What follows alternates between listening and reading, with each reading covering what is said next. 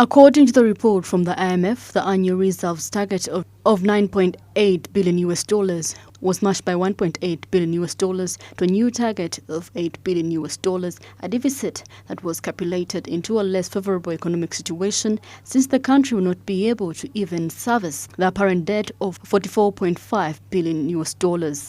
Besides that, Argentina has been facing economic difficulties for years, but the situation has now worsened. The Argentinians are up in arms against towering inflation, with poverty affecting nearly half of the population. Social and political organizations blocked multiple streets and highways into the Argentinian capital, Buenos Aires, demanding for more social aid from the government to counter the economic decline. The demonstrators also against the adjustment policies that the IMF demands of the country, including cuts in the social spending.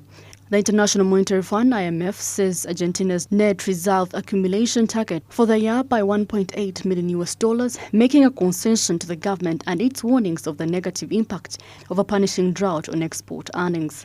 While the net international reserves rose by $5.4 million on count of improvement in the trade balance and sizable official support, real GDP expanded by 5.4% in 2020, yet the end period annual inflation 94.8%. IMF said that Argentina's agricultural exports and foreign exchange inflows could be reduced due to the drought.